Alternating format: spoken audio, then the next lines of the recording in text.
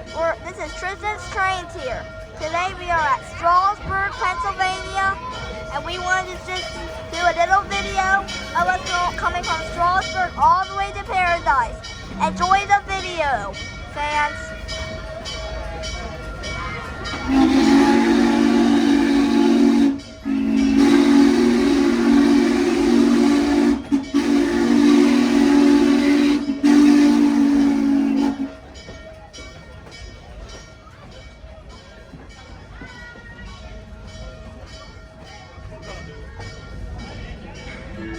What you see around you, ladies and gentlemen, is not just for show. Right now, you're passing through a working rail yard. These tracks help us transport lumber, grain, steel, and biofuels to regional businesses. But there was a time when you didn't hear our steam whistle at all. By 1957, our rails and equipment were in pretty bad shape. And with no one to manage operations, it looked like our story was about to end. Our rescue would come a year later when 24 dedicated railroad buffs decided to put down their own money, time, and labor to save this short line from abandonment. Every nickel of profit was put back into the railroad. Steam railroad our mechanical shop located here, running right, is nationally recognized for their expertise in steam locomotive repair and restoration. And we're proud to say that has benefited heritage railroads and museums all over the country. But we're most proud to have that talent used right here, where we rekindle the love of old-time railroading.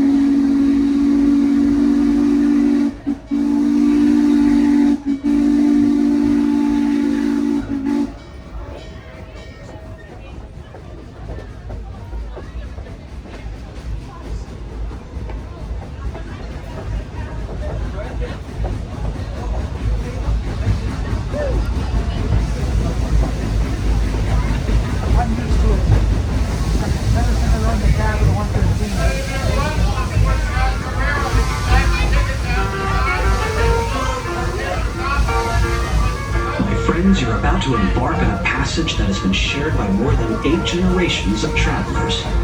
This is one of the oldest railroad rights-of-way in the entire world, and it's located right here in the heart of Lancaster County. It all began in 1832 when the Pennsylvania legislature chartered the Strasburg Railroad, allowing the construction of this 4.5 miles of track that we call a short line. That, ladies and gentlemen, is what allowed this piece of Pennsylvania Dutch country to connect with the mighty Philadelphia and Columbia Railroad. That locomotive up front will burn up to a half ton of coal in this round trip, all hand shoveled by our firemen into a 2,000-degree firebox. It's exactly that kind of hard work and backbone that's helped this railroad survive more than a few hard turns. We've weathered many storms in our time, but we've come a long way. We're happy to share that legacy with you today. Oh, in case you're wondering about the speed of our trains, the oldest timetable we've ever found for our short line was in the Strasburg Bee newspaper dated August of 1852. We still follow that same basic schedule today, so I can tell you that we're traveling at a comfortable speed that's under 60 miles per hour. Way under 60 miles per hour. Preparing one of our steam engines for their daily service is not as simple as turning the ignition key. A cold locomotive can take up to 6 hours to fire up properly. This is done by gradually raising the temperature inside the firebox to increase steam pressure in the boiler. It's a process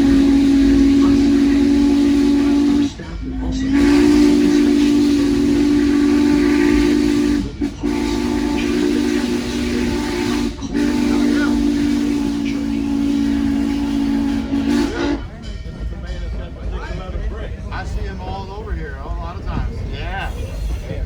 Thank you much. What's your name? Tristan? Tristan, I'm Sam. There we go. That works too. Right on. Beautiful. Thank you so much. Oh man. Everyone's going on the board.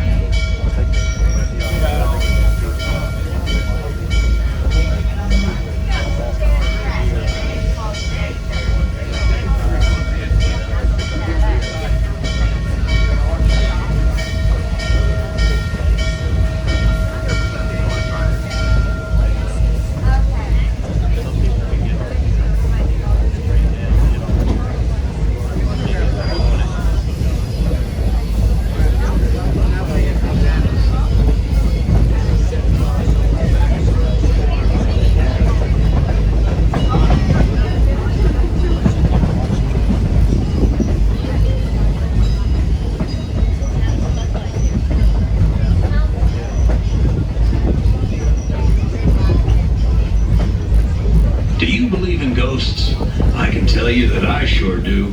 You see, many years ago, in the valley to your running right, there used to be a narrow gauge railroad, the Lancaster, Oxford, and Southern. We used to call her Little Old and Slow. The railroad was abandoned in 1918, and the scrappers took up the rail so quickly that they stranded old number 6 out on the line with no way to get back. Sometimes when we blow our whistle for Carpenter's Crossing, the ghost of old number 6 will answer us back. Now, listen closely. Maybe she'll answer us today.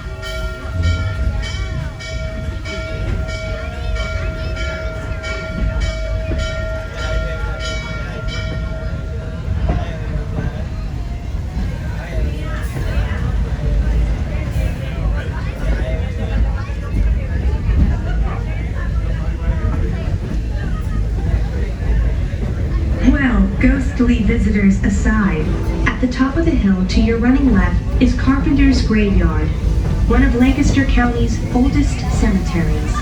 Behind those gates is where one of our first settlers was laid to rest, an 18th century French Huguenot named Marie Ferry. After fleeing their native France to avoid religious persecution, Marie and a small group of followers were given an audience with Queen Anne, thanks to an English philosopher, Quaker, and lifetime advocate of religious freedom, William Penn. They were granted 2.5 square miles of land and arrived here in 1712, and the name they gave their new home was Paradise. Friends, right now we're approaching Strasburg's one and only bridge, the Pumpkinville Turnpike Bridge. If you don't mind, we'll ask you to lift up your feet. It takes the much-needed weight off these cars as we cross. This bridge replaced an older one to accommodate the railroad's growing stream of incoming freight traffic. Actually, the real reason that the bridge was replaced was due to the Irish farmers' complaints about scraping their sides and their heads. The bridge is now more than 6 mules wide and high enough that the mules no longer need to wear safety helmets.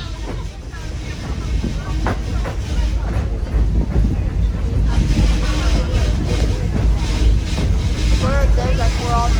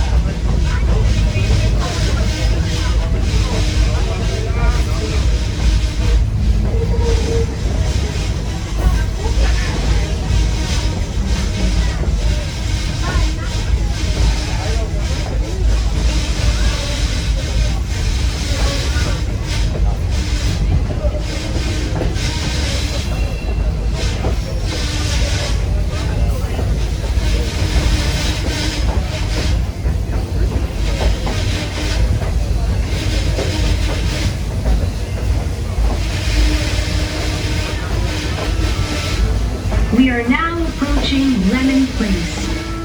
It's where the short line of Strasburg meets the main line of Amtrak. Back in its heyday, this was the mighty Pennsylvania Railroad. We established the connection here with the completion of our own railroad in 1851. Our track will begin to curve sharply to the left as we come alongside Amtrak's Keystone Corridor from Philadelphia to Pittsburgh. This was the original route of the Philadelphia and Columbia Railroad, which became part of the Pennsylvania Railroad in 1857. Where the white buildings stand today once stood Henry Lemon's Hotel. Believe it or not, in the earliest days of railroading, railroad cars and carriages were pulled by horses. Henry Lemon would supply fresh horses for the trains and refreshments for passengers. The interchange track on the running right is used to deliver freight cars off the main line into our East Strasburg yard, where shipments are offloaded to trucks for local delivery.